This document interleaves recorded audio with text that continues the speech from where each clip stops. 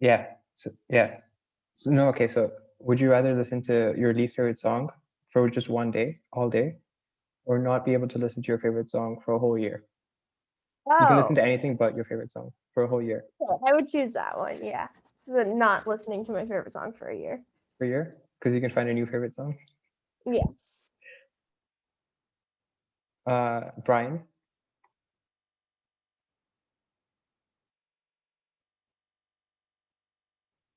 Or anyone could just chime in if you haven't gone yet.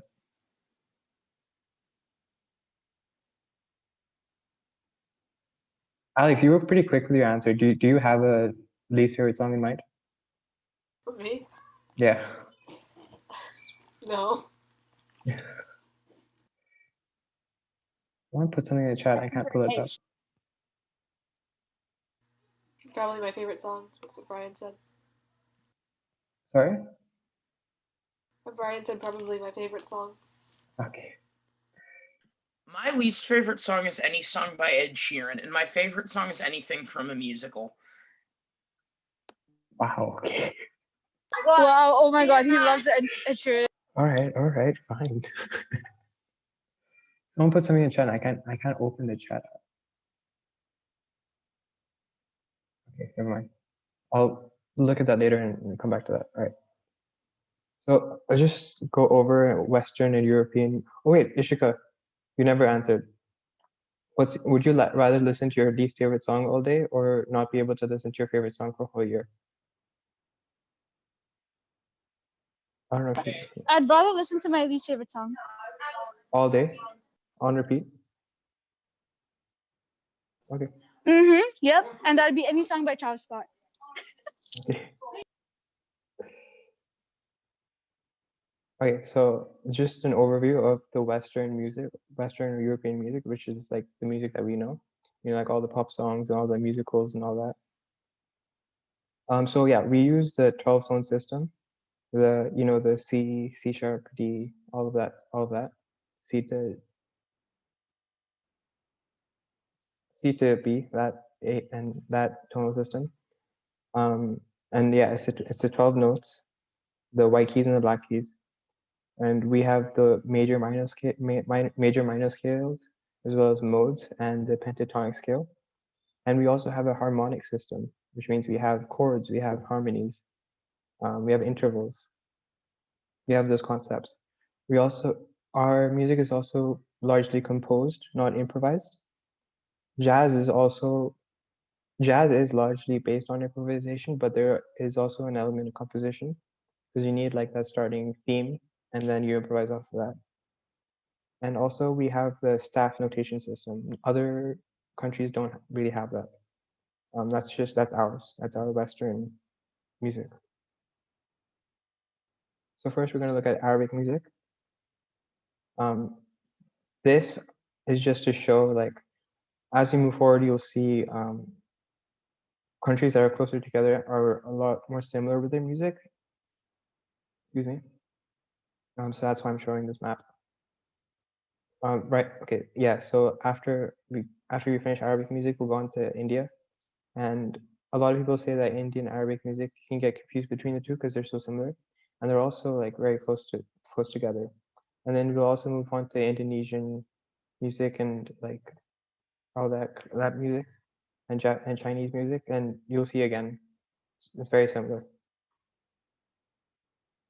So Arabic music, they use a system called a makams or maqams instead of our scales or modes. And that's what they improvise off of. That's what they build their melodies off of.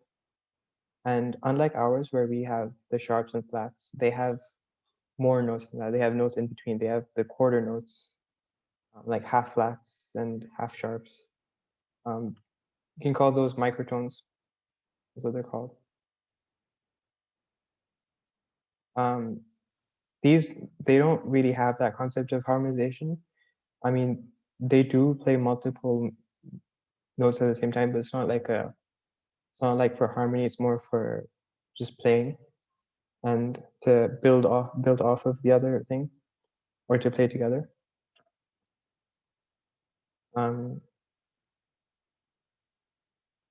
Arabic music is also heavily reliant on syncopated rhythms in the progression. If you remember what syncopation is, it's the emphasizing of a beat that's not usually emphasized. So when you have the one and, two and, the ands are not usually emphasized, but syncopation is when you emphasize those beats. Um, yeah, like those middle beats, that's not usually emphasized. That's when you're accenting them. Arabic music is a mix of music from all over, from a lot of places like Egypt, Greek, India, Turkey, North Africa, Persia. Yeah, yeah. So this is this is a rick, which is like a tambourine, and that's a tabla. Indian people also have the tabla. This is a daf, which, as you can see, is a percussion instrument. They're all percussion instruments. And this is like a symbol. It's called like a sagat. Sagat. Not really sure about the pronunciation of these. So this is an example. Oh yeah, and they also have like a flute type instrument. It's called a ney. And this right here, it's an oud, like a guitar. And they also use violins and this style bass. Violin is a common instrument around the world. The reason being is, unlike a guitar which has frets, violin you can move your finger wherever and create all kinds of tones. Doesn't matter if you're in the Western system, Arabic system, whatever system, you can create any tone. But in a guitar with frets, you only have a fixed, like the fixed Western tones. So yeah, violin is used all over the world.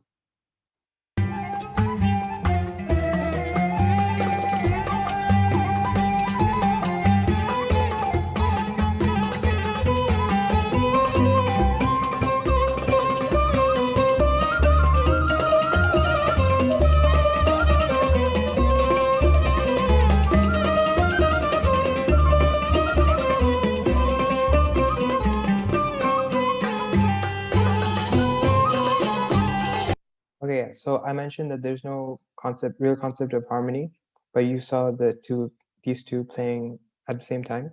They were playing in unison, so it is, but it's not technically considered harmony in the way that we consider it. It's more of we're both playing the same thing, but we're both playing it in our own style, with our own like decorations with our instrument. Okay, Indian music. Yeah, again, it's quite close and it's quite similar.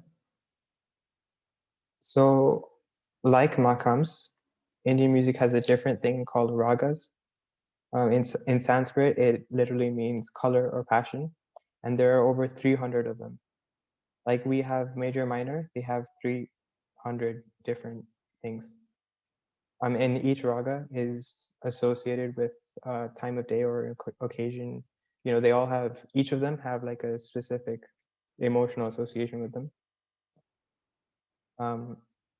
A musical scale is called saptak. Now you might be wondering what's the difference between raga and a scale, because they're both built off a thing. But what it means is the ragas is like is a key of the song, while saptak is like it's so how we might have do re mi fa so, and do re mi fa so can be built on any key. That's what a saptak is. So it's what the notes are called, but they sound different in every raga. Does that make sense? So we have do re mi, they have sa re ga ma pa da ni sa.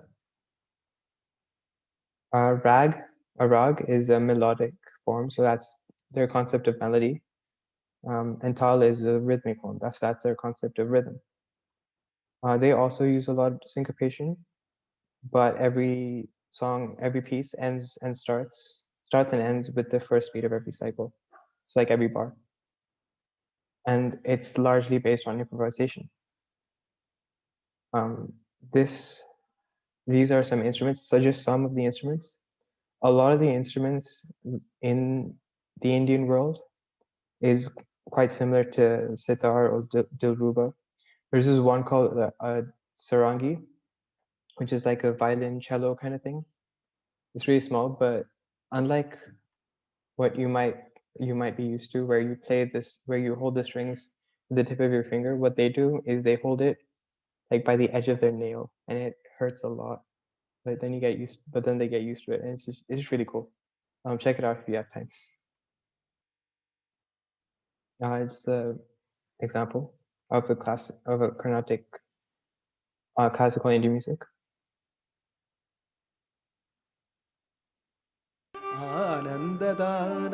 Again, you can see the violin. It's very common. And you can see that they hold it very differently to how we might hold it.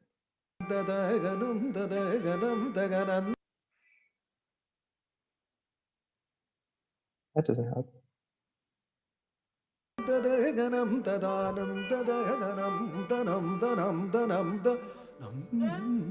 What he's singing is not words. He's just improvising on syllables.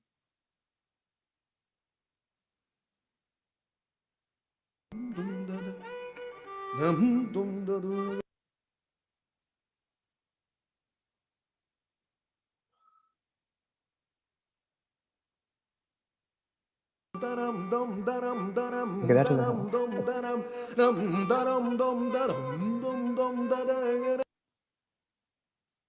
Trying to see if the drums come in.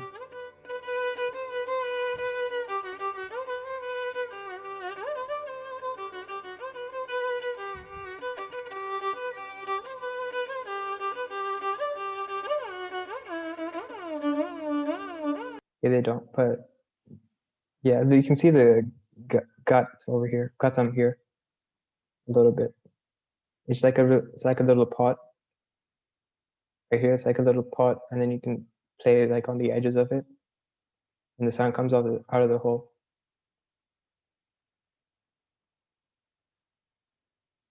Indonesian music, gamelan music.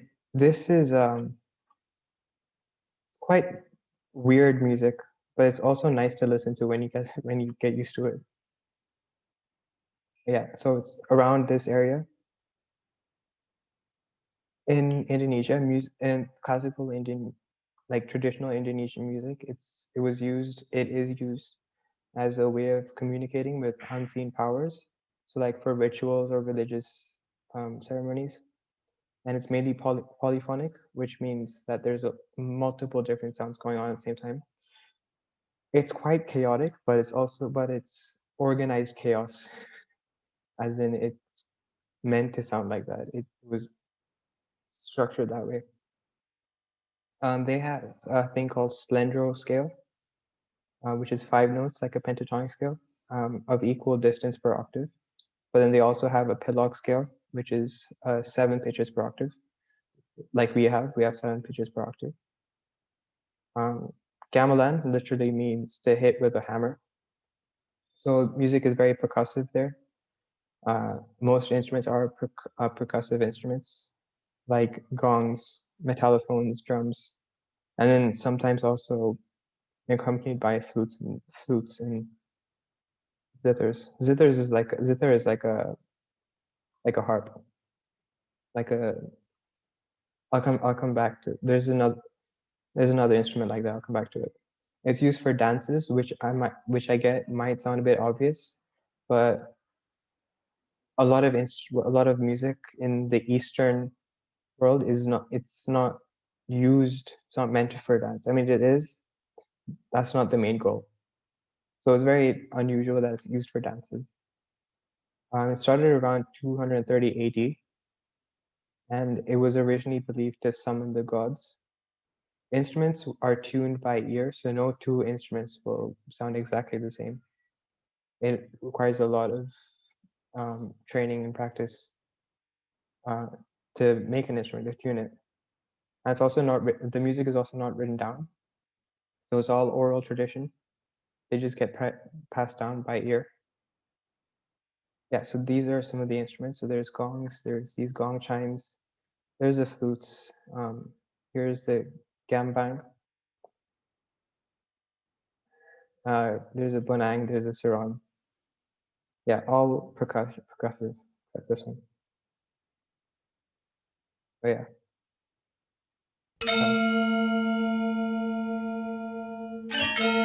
Oh yeah, and they don't have like a concept of rhythm or rhythmic structure. It's not like we have bars, they just play. And however it sounds in their head, that's what they do.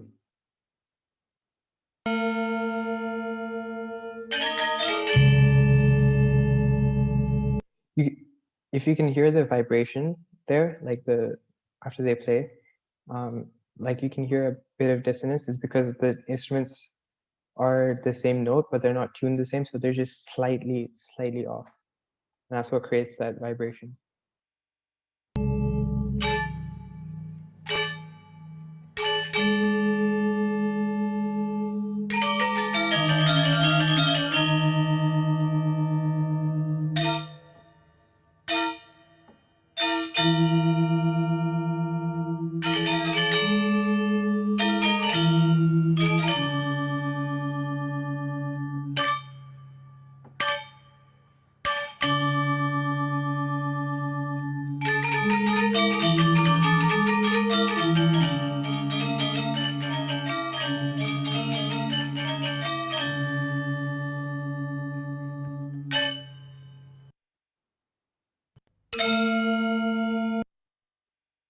Okay, Vietnamese music.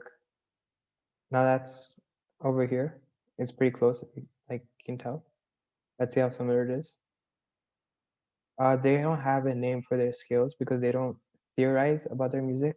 They don't, talk. It's not like something they teach or talk about. It might be something they teach. But it's not something they theorize about. They don't have the system. But they do have 6 pitches in an octave. Like we have 7, they have 6, but they omit the 6th scale degree. If you're confused by that, I was confused as well when I read that first, but yeah, what it means is they don't have, like, we might have 1 2 3 4 5 6 7 8, but they just go 1 2 3 4 5 6 5 7 8. I probably just confused you more over there, but never mind. Intervals between adjacent melodic pitches are no more than a fifth. So the largest interval that they move between is only a fifth. They have a complex modal system. Each mode has 5 pitches and has associated musical meanings, just like the Indian ragas. Each raga has the associated meaning and emotion, and that's the same with Vietnamese music.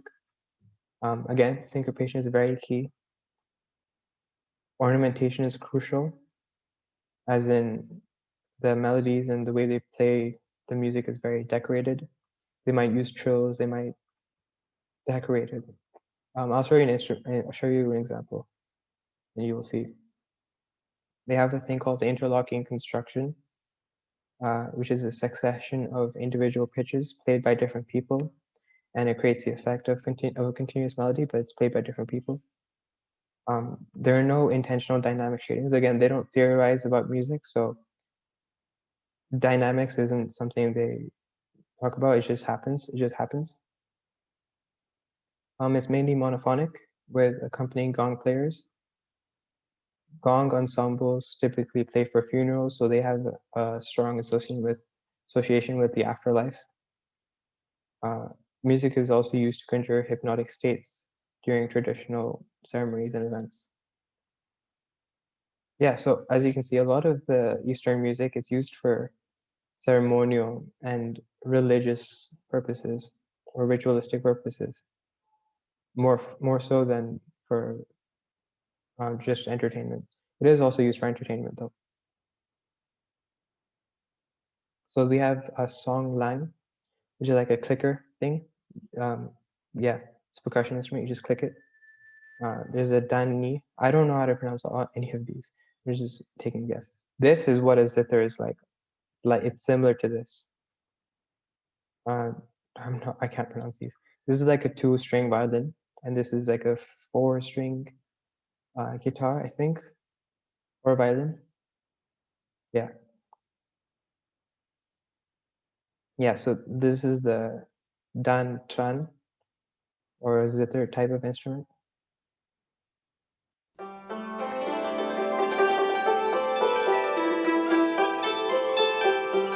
you can see the 2-string violin over here.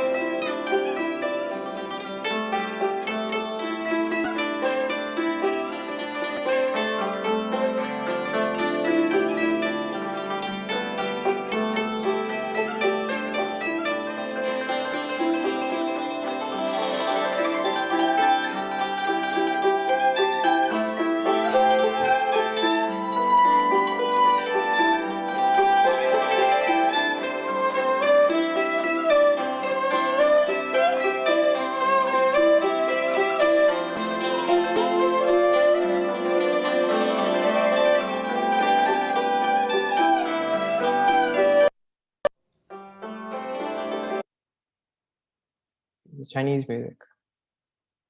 Yeah, again, it's very close to Vietnamese music, and you'll see it's quite similar. It's highly influenced by philosophy. Actually, Chinese music influenced Vietnamese music a lot. So, yeah, Chinese music is highly influenced by philosophy, so it's very calming. It has a very grand entrance, it's very dramatic, and that's to draw the attention of its audience. It also has a pentatonic scale. If you just play like the black keys on your keyboard, like just on one octave, just the black keys, you will hear it sound kind of Chinese, kind of Southeast Asian. That's because pentatonic scales. That's the pentatonic scale. And they use that a lot in the Southeast Asian area. Also, they use technical finesse to show off their technical abilities. So other instruments will quiet down so that the person who's showing off can be focused on. And then they also have a grand finale, a very dramatic finale. Chinese music is often monophonic or heterophonic. Heterophonic is when, so hetero means different and phonic means sound. So, and mono means one, phonic means sound. So that's one sound. Heterophonic is when a melody is played and then it keeps playing, but then under it, melody changes a little bit, just a little bit, and then it changes again, and it keeps changing, but they keep playing at the same time. But it's the same melody, just changed up a little bit.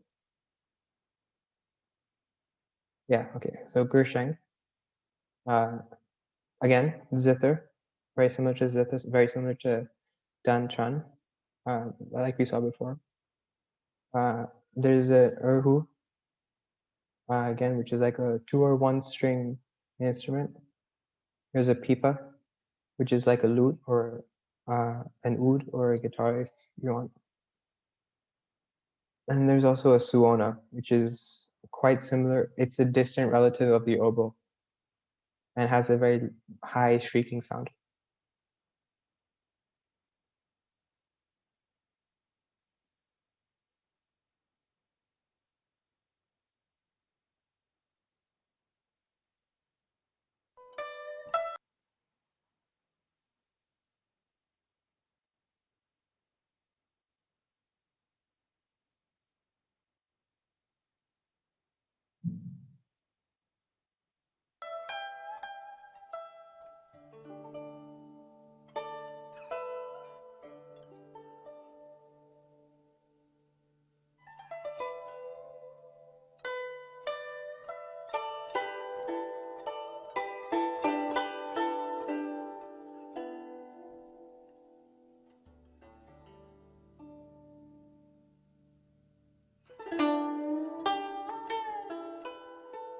That's the Gersheng.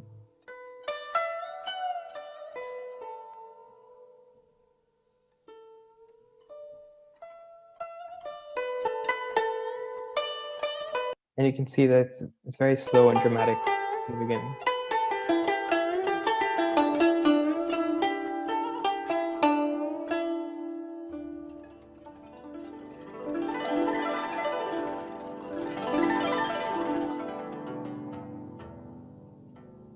There's a pipa, there's the, I forgot it's erhu.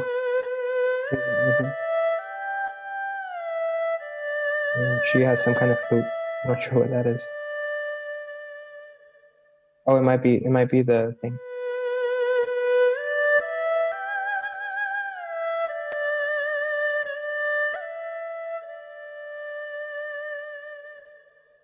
That's a suona. Suona.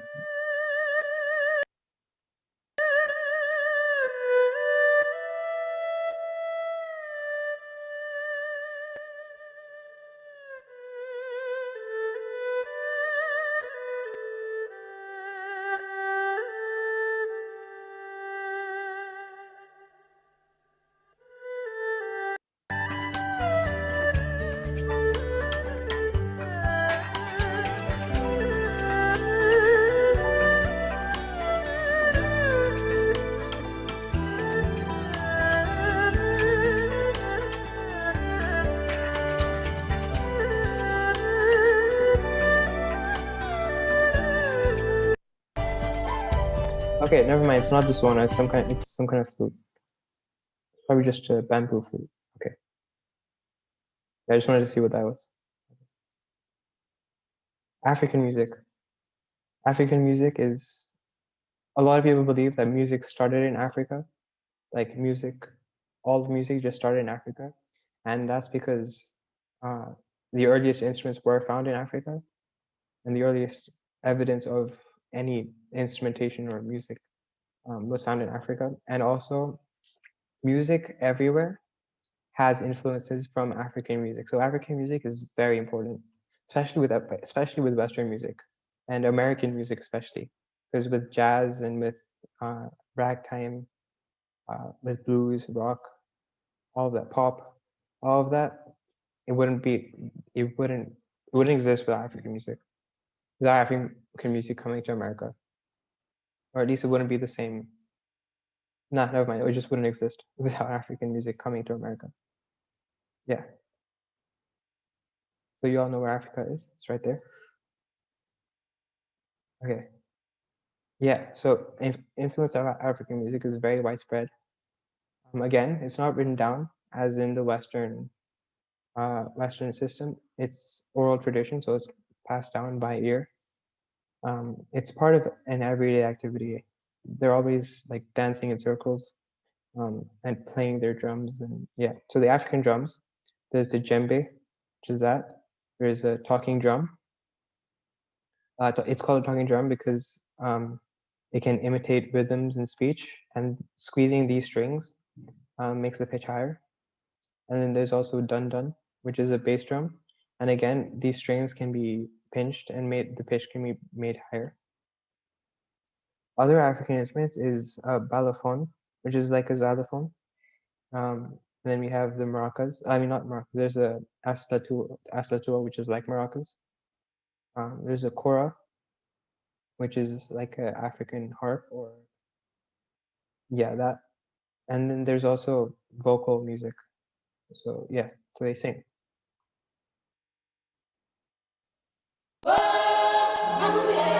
I love African music.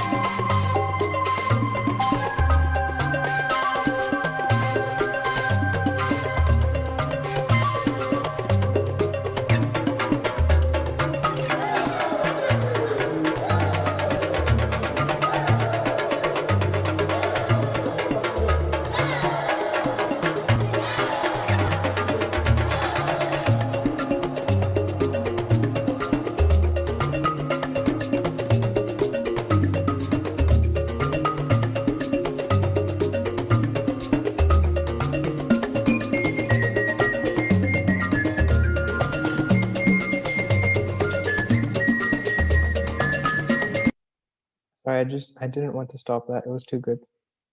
Right, so that's all I have today. I was gonna do a Kahoot, but then, yeah, I didn't because I didn't realize I was an hour late.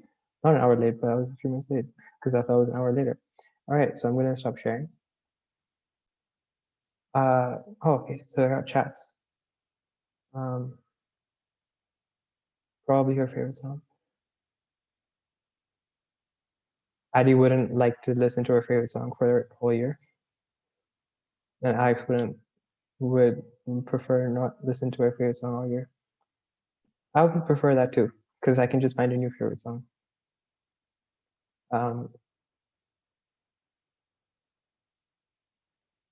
Oh, Alex, which one are you talking about? Pardon me? What do you mean? I'm sorry, I can't hear you. What do you mean? In reference to what? I still can't hear you. Can you hear me now? I can hear her. Me too. I can't hear. Oh, whoopsie. My laptop was on mute. Oh, can you hear me now? You're saying? Can you hear me now? Yeah. Okay. In reference to what part? Like what?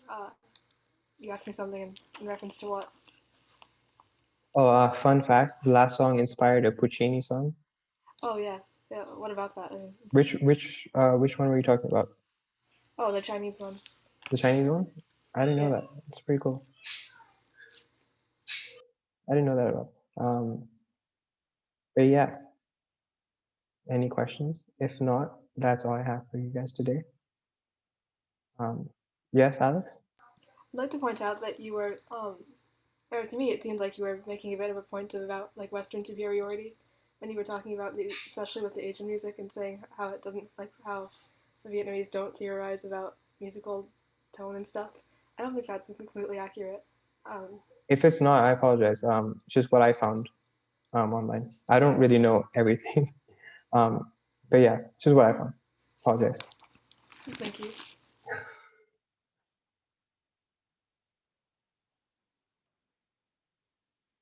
Any other questions? If not, I'll stop recording.